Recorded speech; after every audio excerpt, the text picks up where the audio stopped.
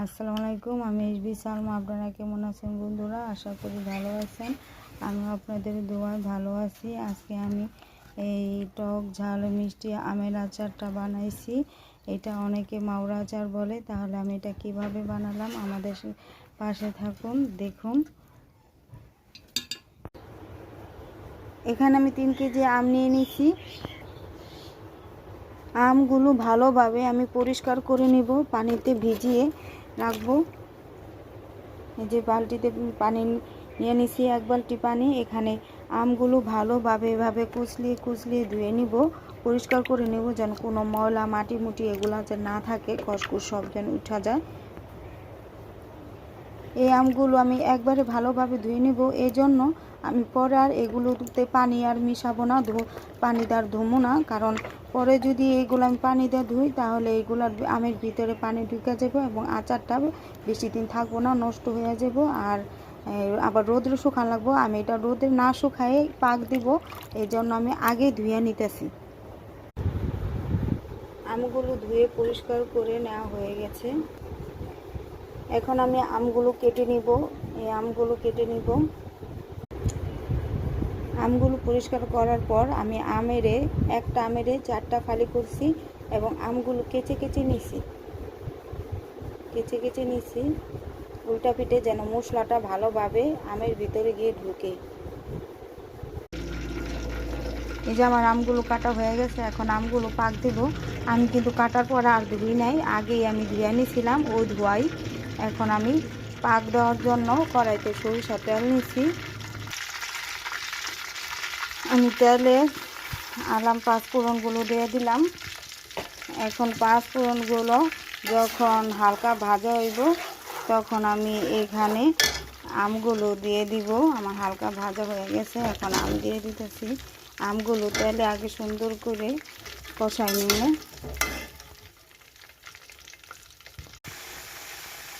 আমগুলো আমার তেলে কষানো হয়ে গেছে। এখন আমি এখানে আদা রসুন দিয়ে দিব।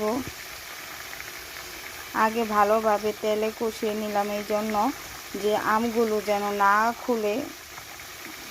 আম যদি এই আগে তেলের সাথে কষিয়ে নেওয়া হয়, তাহলে আমগুলো বেশি গলে না, আলামাই থাকে। এই জন্য আমি ভালোভাবে তেলে কষিয়ে নিয়েছি। এবং আদা রসুন দিয়ে দিলাম।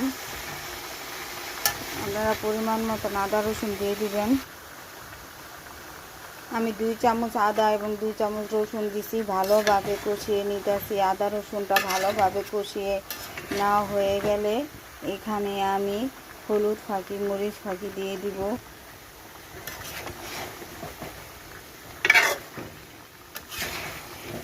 আমার এখানে আদা বাটা দিয়ে কষানো হয়ে গেছে। এখন আমি হলুদ ফাঁকি মরিচ ফাঁকি দিয়ে দিব। এখন আমি হলুদ ফাঁকি মরিচ ফাঁকি দিয়ে দিব। 1 চামচ হলুদ ফাঁকি 1 চামচ মরিচ ফাঁকি দিচ্ছে এখানে। এখন ভালোভাবে এগুলো আমি কষিয়ে নেব। আমার কষানো হয়ে গেছে। এখন আমি এখানে ভিনেগার দিয়ে দিব।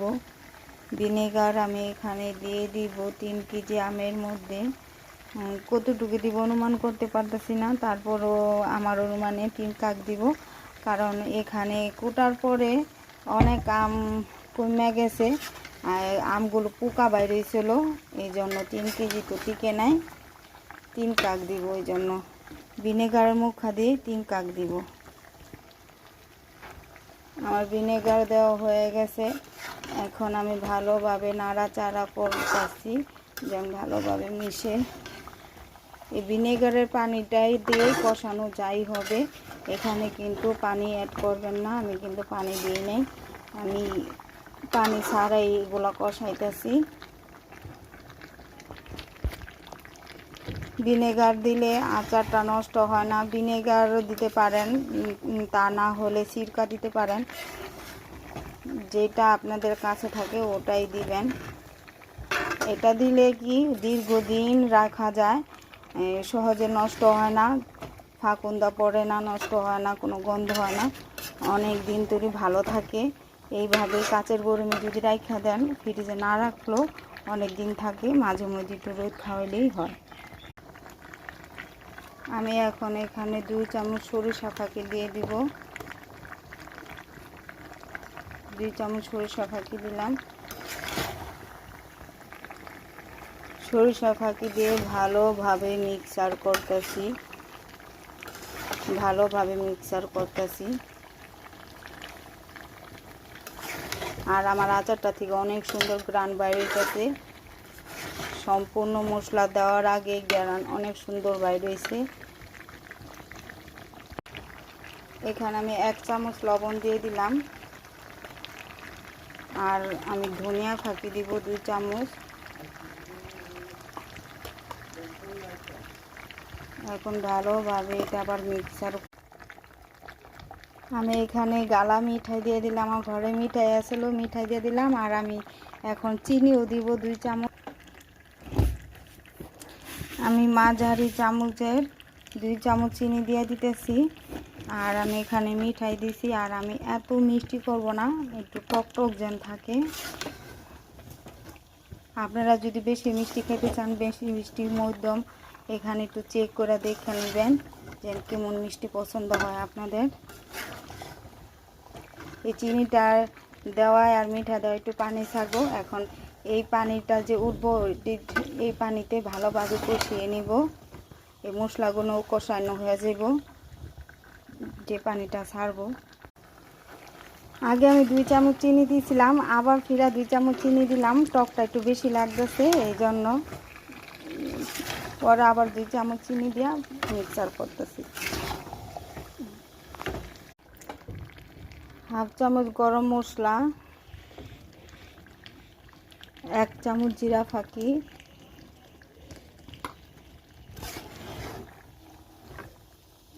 ভালোভাবে মিক্স করব।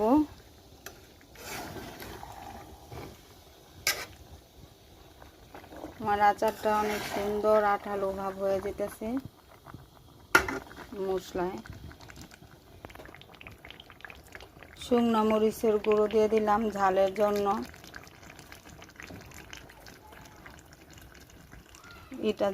এটা একটু ঝাল ঝালে করব জন্য শুকনো মরিচের গুঁড়োটা একটু বেশি দিলাম। এখন সর্বশেষে দিয়ে দিব এই যে ফাঁকি মশলা। এটা হলো যে পাঁচফোড়নের মশলাটা। এই পাঁচফোড়ন ভাজা ফাঁকি করে নিয়েছিলাম। আগে তো আনামটা দিয়েছি, এখন আবার ফাঁকিটা দিলাম যেন একটু গ্যারানটা ভালো আসে।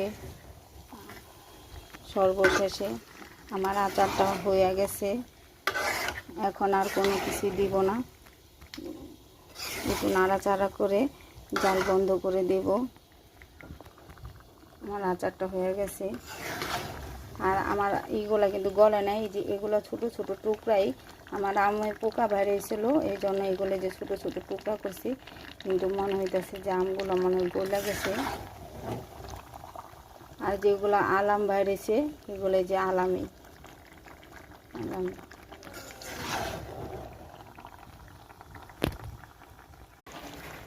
আমার আচারটা হয়ে গেছে, এখন আমি জাল বন্ধ করে দিব। আপনাদের আমি দেখাইতেছি পরিবেশন করে আচারগুলা কত সুন্দর হয়েছে দেখতে পারতেছেন। অনেক আর গ্যারান অনেক ছুটছে, অনেক মজা হয়েছে।